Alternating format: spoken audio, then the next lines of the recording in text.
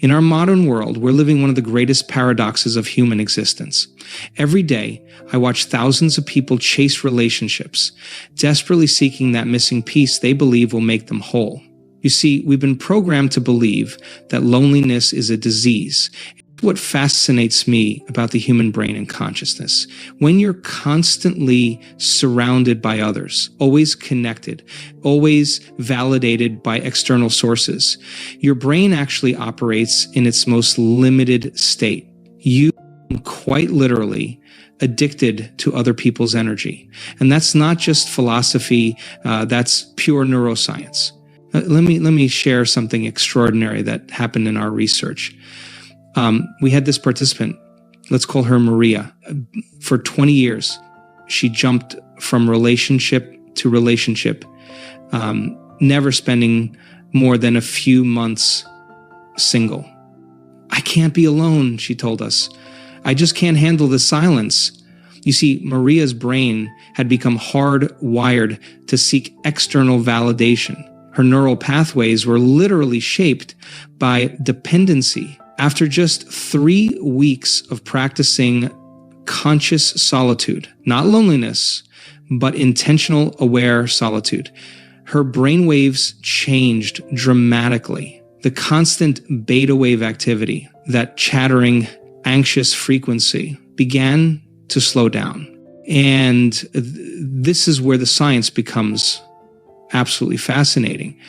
In a state of conscious solitude, your brain releases different combinations of neurotransmitters. Instead of the addictive rush of dopamine you get from external validation, you begin producing sustainable levels of serotonin and GABA, the chemicals associated with genuine contentment and peace. Think about this. What did you make of what Joe Dispenzer had to say there about how relationships can actually be harmful because we are in a constant state of highs and lows? I'm not quite sure how I feel about that. Now, I've been single for over 10 years, probably nearing 15 years. And as you know, or may not know if you're new to my channel, hi, I'm on a journey of a magical journey. And the foundation work is meditation.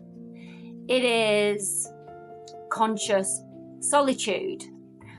Yet there is this feeling within me that I am in solitude too much. And my meditation is suffering. Now, in that clip that I've just shared, and I'll share the full video in the description,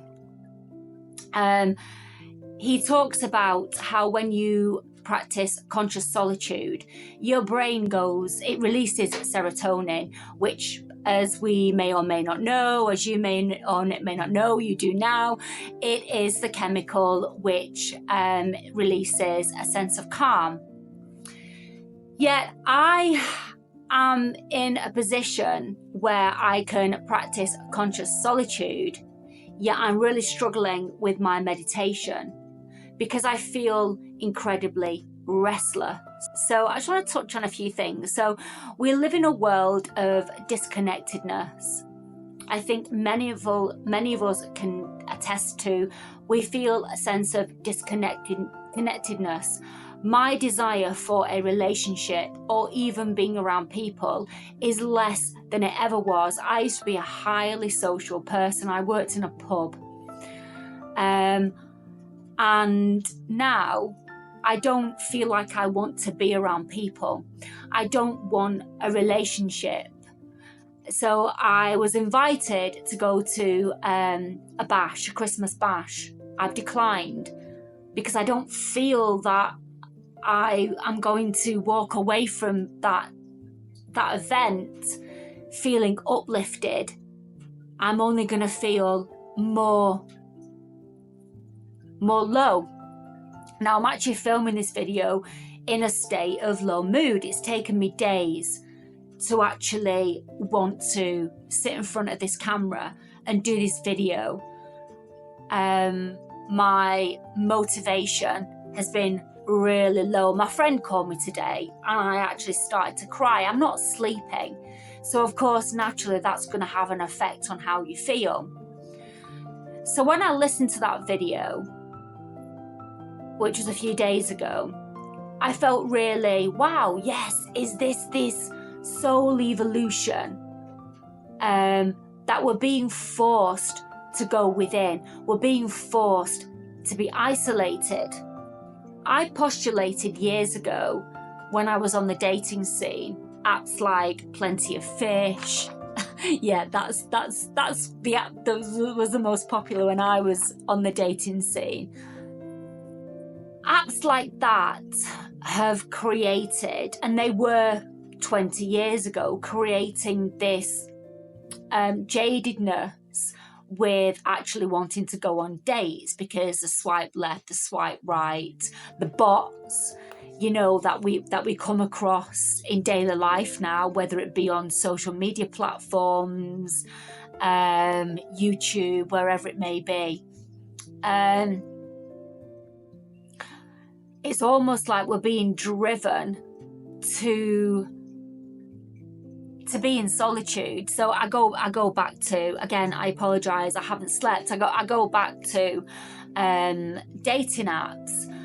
I was postulating years ago, they were all by design, created by design to create this desire for not wanting to connect with others, not wanting to be intimate with others.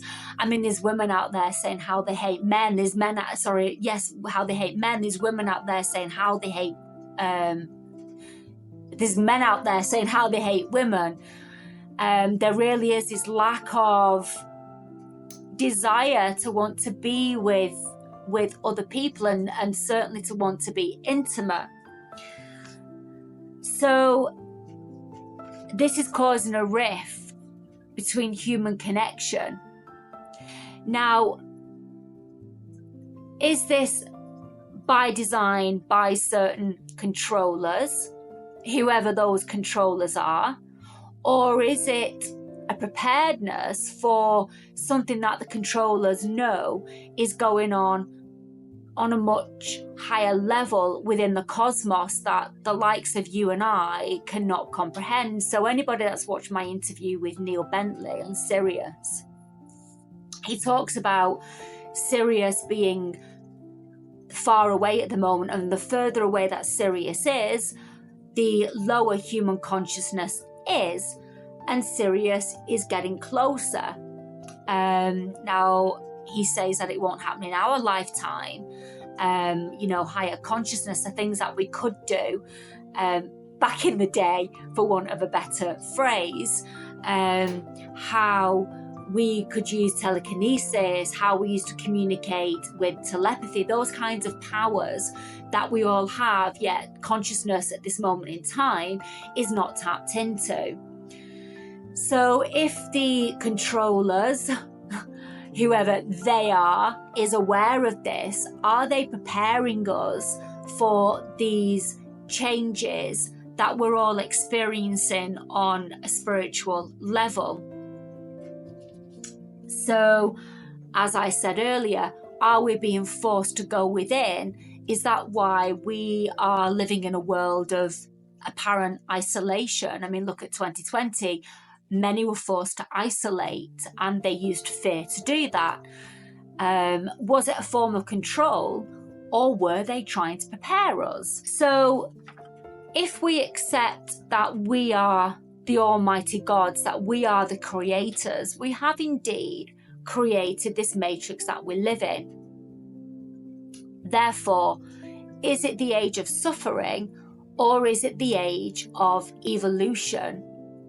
Something to consider. As I said, restlessness, the restlessness that I've been feeling for some time now, has been hindering my magical practice. So it actually comes down to balance. At this moment in time, there's no balance in my life. I spend a lot of time alone, but equally I'm choosing that. So which is it? I don't know at this moment in time in doing this video. I can't answer that because I'm sleep deprived and that's how I'm feeling at this moment in time. But I just do want to touch on, I was listening to Lon Milo Duquette yesterday, who is a Rosicrucian, a Freemason, and his video was titled something about the Kali Yuga, and he's very experienced with astrology, very knowledgeable about astrology, tarot, basically the real depth of spiritual knowledge.